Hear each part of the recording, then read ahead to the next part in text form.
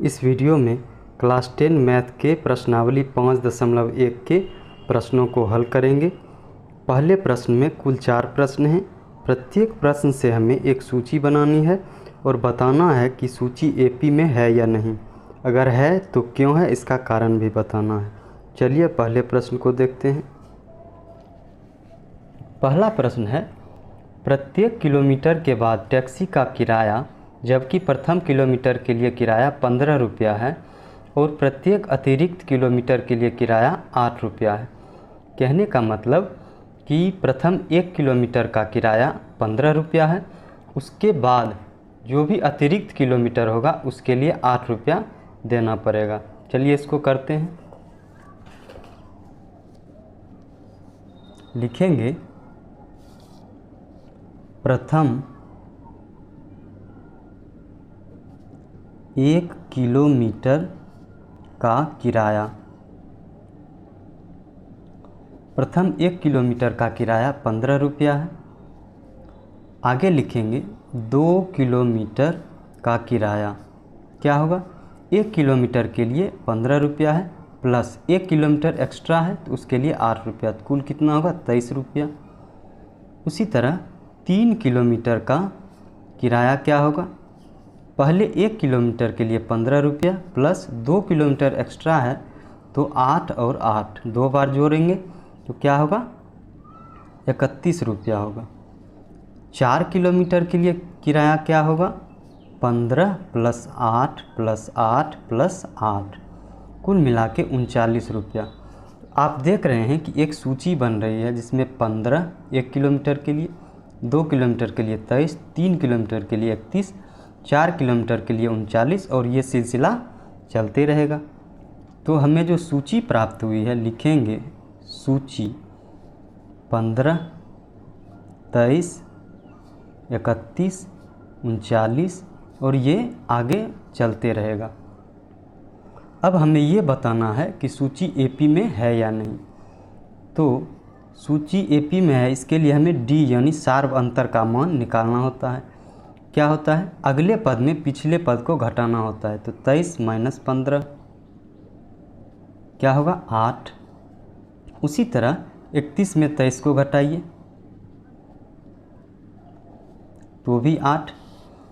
पुनः 39 में 31 को घटाइए तो क्या होगा 8। आप देख रहे हैं हर दशा में जो कॉमन डिफरेंस है यानी सार्व अंतर है वो क्या है 8 आ रहा है। तो लिखेंगे चूँकि सार्व अंतर जिसको डी से सूचित करते हैं समान है, चूँकि सार्व अंतर समान है अतः सूची एपी में होंगे, एपी में होंगे या होगा। देखिए सार्व अंतर यानी जिसको डी से सूचित करते हैं अगले पद में पिछले पद को घटाना होता है, या अगर ये पहला पद है a1 a2 a3 a4 और ये चलते रहेगा a2 माइनस a1 या a3 माइनस a2, उसी तरह a4 माइनस a3 करके हम सार्व अंतर ज्ञात कर सकते हैं। अगर सार्व अंतर समान है इसका मतलब है कि दो लगातार पदों के बीच का अंतर समान है अतः सूची एपी में होगा। चलिए अगले प्रश्न की ओर चलते हैं। दूसरा प्रश्न है,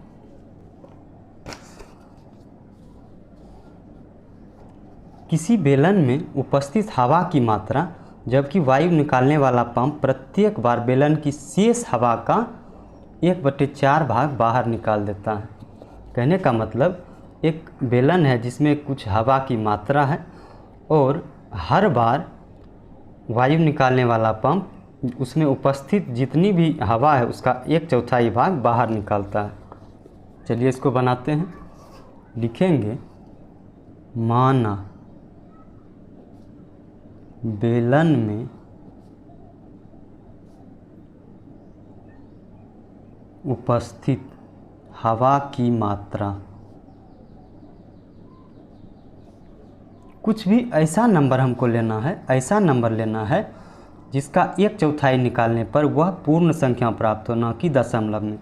एक संख्या हम 64 लेते हैं तो उपस्थित मात्रा 64 लीटर ले लेते हैं। लीटर, कोई भी बेलन का जो वॉल्यूम निकालते हैं वो लीटर होता है, ठीक है। तो देखिए पहली बार में जब बेलन में हवा पहले से थी 64 लीटर था, अगले बार क्या हुआ कि उसका 1/4 निकल जाता है। तो 64 का 1/4 क्या होगा 16 बार में, यानी 16 लीटर हवा बाहर निकलती है। पहली बार 64 था, अगली बार क्या होगा 64 में 16 घटाएंगे, क्या मिलेगा हमें 48। पहले 64 था, जब 1/4 निकल गया तो 48 मिला। फिर देखते हैं क्या होता है। अब जो 48 बचा हुआ है, शेष 48 बचा है सिलेंडर में यानी बेलन में, उसका 1/4 निकल जाता है, यानी 12 लीटर इससे निकल जाता है।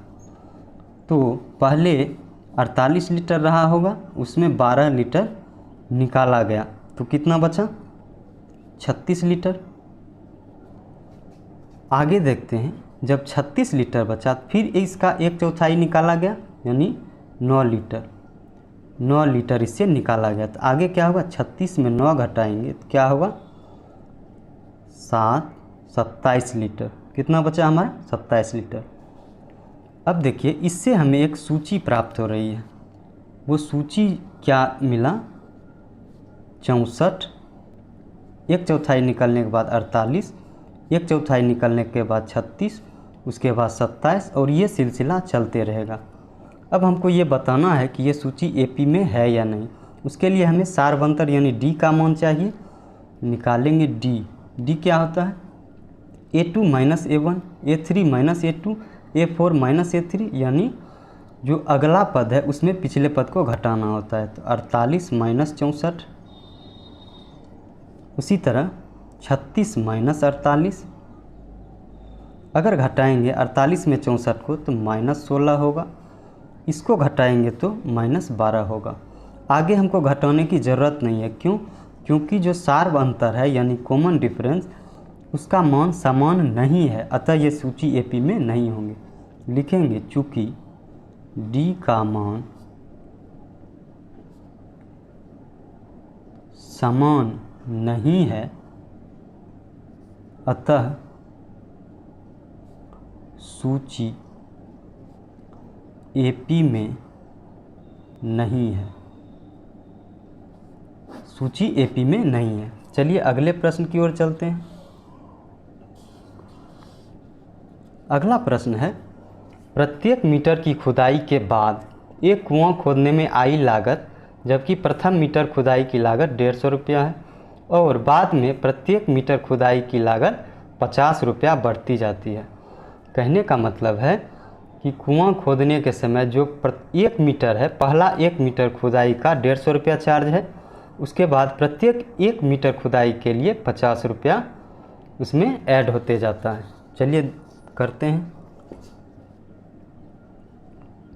तीसरा लिखेंगे प्रथम 1 मीटर खुदाई की लागत बराबर 150 रुपया है। पहला 1 मीटर जब खुदाई कीजिएगा तो 150 लगेगा। 2 मीटर खुदाई जब करेंगे तो कितना लगेगा, 1 मीटर के लिए 150 और 1 मीटर जो एक्स्ट्रा है उसके लिए 50 रुपया एक्स्ट्रा, तो कितना हो गया 200 रुपया। 3 मीटर खुदाई के लिए 150 प्लस 50 प्लस 50, क्योंकि 1 मीटर का 150 और 2 जो एक्स्ट्रा है उसके लिए 2 बार 50-50 रुपया लगेगा, यानी कुल 250 रुपया।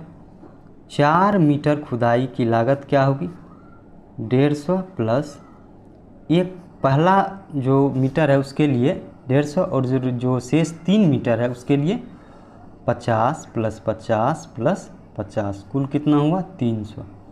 आप देख रहे हैं हमें एक सीरीज प्राप्त हो गई है। आइए इसको थोड़ा आसानी से समझते हैं। मान लीजिए ये कुआं है, कुआं बेलन के आकार का होता है। अगर ये 1 मीटर है यहाँ से यहाँ तक, 1 मीटर की लागत आपको 150 रुपया लग रही है। अगर अगले 1 मीटर आपकी खुदाई कीजिएगा 1 मीटर, उसमें क्या होगा प्लस 50 रुपया ऐड होते रहेगा। अगले मीटर के लिए फिर प्लस 50 रुपया ऐड होते रहेगा। ऐसे ही करना है। तो हमें जो सूची मिली है लिखेंगे सूची 150, 200, 250, 300 और ये बढ़ते रहेगा। अब हमें ये बताना है कि सूची एपी में है या नहीं। उसके लिए हमें क्या निकालना पड़ेगा, डी यानी सार्वंतर। क्या होता है, अगले पद में पिछले को घटाते हैं। तो 200 माइनस 150 क्या होगा 50। उसी तरह 250 में 200 घटाएंगे, 250 माइनस 200 तो 50 रुपया आएगा। उसी तरह 300 में 250 को घटाएंगे तो क्या आएगा 50 रुपया। आप देख रहे हैं हर स्थिति में अंतर जो है 50 रुपया आ रहा है, यानी लगातार दो पदों के बीच का अंतर समान है, सार्वंतर समान है। तो सूची एपी में हो गए, सूची एपी में होंगे। कारण क्या है, क्योंकि इसका सार्वंतर समान है, जो डी का वैल्यू है वो समान है। चलते हैं अगले प्रश्न की ओर। अगला प्रश्न है कि खाते में प्रत्येक वर्ष का मिश्र धन जबकि 10,000 रुपया की राशि 8% वार्षिक की दर से चक्रवृद्धि ब्याज पर जमा की जाती है। मिश्र धन मूलधन और उस पर जो ब्याज लगता है, अगर दोनों को जोड़ देंगे तो मिश्र धन प्राप्त होगा। मूल रूप से राशि आपके पास 10,000 है और रेट यानी दर है 8%। चलिए करते हैं प्रश्न संख्या 4।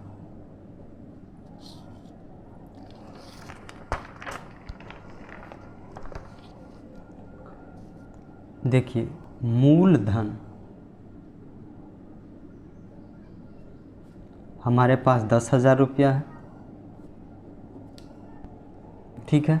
लिखेंगे एक वर्ष के बाद मिश्र धन। एक वर्ष के बाद मिश्र धन क्या होगा, मिश्र धन होता है मूलधन और उस पर जो ब्याज लगा है उसको ऐड करना है। तो मूलधन हमारा है 10,000 और प्लस ब्याज क्या लगा है 8%। तो 10,000 रुपया का 8% क्या होगा, 8% मतलब प्रतिशत का मतलब ये होता है 100 में। तो 8% का मतलब है कि हर 100 में 8 रुपया देना होगा। 8% प्रतिशत के बदले नीचे 100 लिखेंगे, 2 काटेंगे, अब होगा 800, यानी 800 रुपया ब्याज भी हमको देना होगा। तो 10,000 प्लस 800 तो क्या होगा 10,800। अब लिखेंगे 2 वर्ष के बाद मिश्र धन। 2 वर्ष के बाद मिश्र चक्रवृद्धि ब्याज में मिश्र धन पर ही ब्याज लगता है। तो 10,800 प्लस 10,800 पर फिर 8% ब्याज लगेगा तो 8/100, इसको काटिए 864। अब 864 इसमें जोड़ देंगे तो हमें क्या मिलेगा, 4, 6, 16, 1, 10, 1, 11,664 रुपया। अब देखिए हमें एक सीरीज मिली है, लिखेंगे सूची हमें मिली है 10,000, 10,800, 11,664 और यह आगे बढ़ते रहेगा। अब इस सूची को हमें देखना है कि एपी में है कि नहीं। इसके लिए हमें क्या निकालना होगा, सार्वअंतर, जिसको कि डी से सूचित किया जाता है। अगले पद में पिछले पद को घटाना है। 10,800 माइनस 10,000 क्या होगा 800 रुपया। उसी तरह 11,664 इसमें पिछले पद को घटाना है 10,800, इसको घटाएंगे तो हमें 864 रुपया मिलेगा। आप देख रहे हैं डी का मान समान नहीं है, कहने का मतलब दो लगातार पदों के बीच का अंतर समान नहीं है, तो ये सीरीज एपी में नहीं होंगे। लिखेंगे चूँकि डी का मान समान नहीं है इसलिए सूची एपी में नहीं है, सूची एपी में नहीं है। अब चलते हैं प्रश्न संख्या 2 पर। दूसरा प्रश्न क्या कर रहा है हमारा,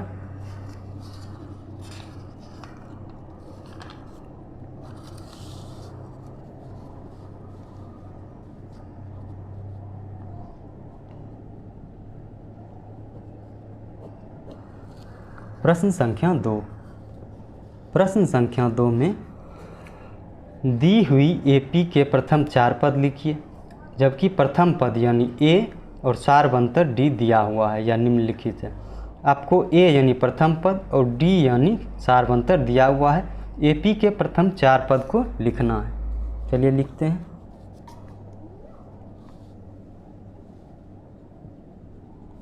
ए का मान 10 है और डी का मान भी 10 है। तो आप इंट्रोडक्शन वीडियो में देखे होंगे, हमने अच्छे तरीके से बताया है कि एपी का जो व्यापक रूप या जनरल फॉर्म होता है वो क्या होता है, ए प्लस डी, ए प्लस 2d, उसके बाद ए प्लस 3d, और ये आगे चलते रहता है। तो हमें सिर्फ और सिर्फ 4 ही पद चाहिए, 1 2 3 4। मान रखेंगे, ए का मान है 10, ए प्लस डी यानी 10 प्लस 10, आगे लिखेंगे ए प्लस 2d, तो 10 प्लस 2 गुने डी का मान क्या है 10। उसी तरह आगे लिखेंगे ए का मान है 10 प्लस 3 गुने 10। देखिए 10 और 10 20 हो गया, 10 गुना 2 20 और 10 30 हो गया। पहले गुना की क्रिया होती है, 10 गुना 3 30 और 10 क्या हुआ 40। तो इस एपी का प्रथम 4 पद क्या होगा, 10 20 30 और 40। अगला प्रश्न है प्रश्न संख्या 2। ए का मान है -2 और डी का मान है 0। उसी तरह से लिखेंगे ए प्लस डी, ए प्लस 2d और ए प्लस 3d, और ये आगे बढ़ते रहता है, लेकिन हमें 4 ही पद चाहिए तो हमने 4 पद लिख लिया है। ए का मान है -2, ए प्लस डी तो -2 प्लस 0, उसी तरह -2 प्लस 2 गुने 0 मान रख रहे हैं, -2 प्लस 3 गुने 0, 4 पद हो गया। अब देखिए -2 में 0 जोड़ेंगे -2 ही रहेगा, 2 को 0 से करेंगे पूरा टर्म 0 हो जाएगा, -2 ही रहेगा। उसी तरह 3 को 0 से गुना करेंगे पूरा टर्म 0 हो जाएगा, तो बचेगा क्या -2। तो एपी के चारों पद हमें मिल गए हैं, यही आपका आंसर है। चलते हैं तीसरे प्रश्न की ओर। तीसरा प्रश्न है ए बराबर 4 है और डी बराबर -3 है। 4 पद लिखना है, ए प्लस डी, ए प्लस 2d, ए प्लस 3d। लिखिए ए का वैल्यू है 4, ए प्लस डी यानी 4 प्लस -3, कोमा 4 प्लस 2 गुने डी का वैल्यू -3। 2 चिन्ह को एक साथ नहीं लिखेंगे, ब्रैकेट ले लेंगे। उसी तरह 4 प्लस 3 गुने -3। देखिए ये 4 होगा, प्लस और माइनस माइनस होगा, 4 में 3 घटेगा क्या होगा 1। उसी तरह 3 गुना 2 करेंगे 6 होगा और पीछे माइनस होगा, -6 होगा यानी 4 - 6। आगे लिखेंगे 4, 3 गुना 3 9 और पीछे माइनस होगा, 4 - 9 क्या मिलेगा 4 1, 4 में 6 घटाएंगे -2, 4 में 9 घटाएंगे -5, यानी एपी के 4 पद हमें ज्ञात हो गए हैं, यही हमारा आंसर होगा। चलते हैं अगले प्रश्न की ओर। प्रश्न संख्या 4। ए का मान है यानी प्रथम पद है -1 और डी का मान है 1/2। तो 4 पद लिखना है, ए प्लस डी, ए प्लस 2d, ए प्लस 3d, और ये चलते रहता है। देखिए ए के जगह -1 होगा, कोमा -1 प्लस 1/2। आगे लिखेंगे -1 प्लस 2 गुने 1/2, ए प्लस 3d, ए का मान है -1 प्लस 3 गुने डी का मान क्या है 1/2। यहाँ क्या होगा -1 -1 और प्लस 1/2 को जोड़ेंगे तो क्या होगा, चलिए जोड़ेंगे। आगे लिखेंगे -1, ये 2 कट जाएगा, +1। आगे लिखेंगे -1 प्लस 3/2, इस दोनों को जोड़ना है, लिखेंगे। अब देखिए इसको जोड़ना है, -1/1 और +1/2, लॉसा क्या होगा 2, 1 दूनी -2, 2 एकम +1 यानी -1/2। इसके जगह पर क्या होगा -1/2, -1 और +1 कैंसिल हो जाएगा, क्या होगा 0। इसको जोड़ लेते हैं, -1/1 प्लस 3/2, लॉसा क्या होगा 2, 1 दूनी 2 एकम -2 होगा प्लस 3, तो क्या होगा 1/2, 3 में 2 घटाएंगे 1 होगा 1/2। तो AP के 4 पद हमें प्राप्त हो गए हैं, यही हमारा आंसर होगा। चलते हैं अगले प्रश्न की ओर। प्रश्न संख्या 5।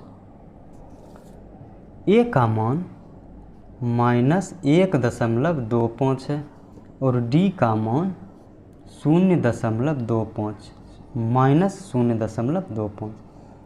फिर वैसे ही करेंगे, ए प्लस डी, ए प्लस 2d, हर अगले पद में एक एक डी बढ़ते रहता है, तो लिखेंगे ए प्लस 2d, उसी तरह ए प्लस 3d। ठीक है, ये सीरीज आगे जाएगा। ए का मान क्या है -1.25, ए प्लस डी -1.25 प्लस -0.25 हो गया। अब तीसरा पद क्या होगा, ए प्लस 2d, ए हमारा क्या है -1.25 प्लस 2 गुने -0.25। चौथा पद क्या होगा, चौथा पद होगा ए प्लस 3d -1.25 प्लस 3d है, 3 गुने डी क्या है -0.25।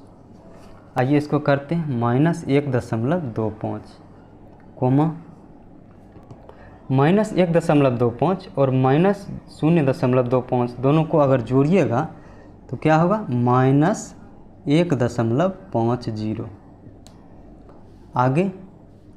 आगे करेंगे, देखिए इसको हल हम इधर कर देते हैं, -1.25 है और -0.25 को अगर 2 से गुना करेंगे तो क्या होगा -0.50। क्या होगा -1.75, क्या होगा -1.75। आगे करेंगे -1.25, अगर 25 को 3 से गुना करेंगे तो 75 होगा, लेकिन 2 पॉइंट पीछे लगाना है, 2 अंक पीछे पॉइंट लगाना है, तो क्या होगा 0.75 -0.75। इसको जोड़िएगा तो क्या आएगा 2.0 -2.0, क्या होगा -2.0। तो AP के 4 पद हमें मिल चुके हैं, यही हमारा क्या होगा आंसर होगा। अब चलते हैं प्रश्न संख्या 3 पर। प्रश्न संख्या 3, प्रश्न संख्या 3 है, निम्नलिखित में प्रत्येक AP के लिए प्रथम पद यानी ए का मान और सार्वंतर यानी डी का मान लिखना है। चलिए इसको भी बनाते हैं। प्रश्न संख्या 3, इसका पहला प्रश्न है 3 1 -1 -3 और ये सीरीज आगे चल रहा है। इसमें आपको प्रथम पद जिसको ए या A1 से सूचित करते हैं, इसका मान क्या होगा 3 होगा, यही आपका आंसर है। और सार्व अंतर जिसको हम डी से सूचित करते हैं, वो क्या होता है, अगले पद में पिछले पद को घटा देना। चूँकि सीरीज AP में ही है तो हम किसी एक को ले लेंगे, तो 1 -3 क्या होगा -2, यही हमारा क्या होगा आंसर। अगला प्रश्न है -5, -1, 3 और 7 और ये सीरीज आगे बढ़ रहा है। इसमें हमको प्रथम पद जिसको ए से सूचित करते हैं वो क्या है -5, तो क्या आंसर होगा हमारा -5। और सार्व अंतर जिसको कि डी से सूचित किया जाता है, इसका मान क्या होगा? चूँकि प्रश्न में दिया हुआ है कि सीरीज एपी में है, एपी में है तो किसी भी दो लगातार पदों के बीच का अंतर समान ही होगा। किसी एक को ले लेते हैं, A2 ले लेते हैं A1, तो क्या होगा -1 A2 है, उसमें घटा देंगे A1 को, क्या है -5, क्या होगा -1 + 5, तो क्या होगा हमारा 4। सार्वंतर क्या हुआ 4 और प्रथम पद क्या हुआ -5। चलते हैं अगले प्रश्न की ओर।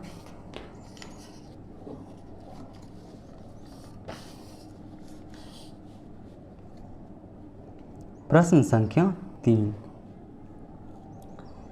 1/3, 5/3, 9/3, आगे है 13/3, 13/3 और ये सीरीज आगे चल रहा है। इसमें हमें प्रथम पद ज्ञात करना है।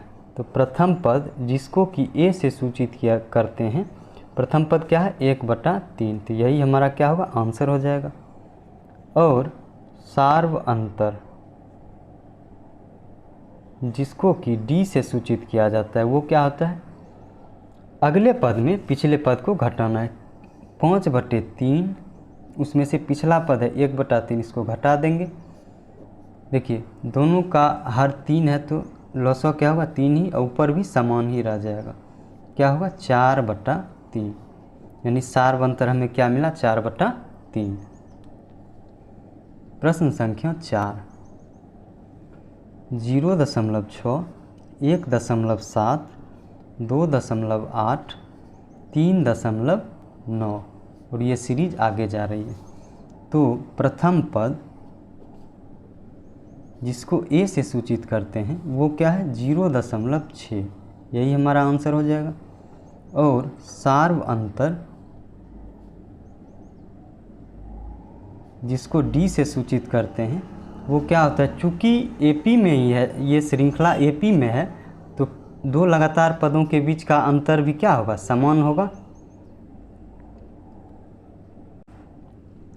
तो किसी एक का हम निकाल लेते हैं, जैसे A2 - A1, A2 क्या है 1.7, इसमें घटा देंगे 0.6, तो क्या मिलेगा हमें 1.1, यानी सार्व अंतर हमें क्या मिला 1.1 और प्रथम पद क्या है 0.6। प्रश्न संख्या 4 को हम अगले पार्ट में कवर करेंगे। अगर आपने इंट्रोडक्शन वाला वीडियो नहीं देखा है तो उसको जाके देखें, उसमें कॉन्सेप्ट को बताया गया है और सभी फार्मूला को भी बताया गया है, उसको ज़रूर से देखें। धन्यवाद।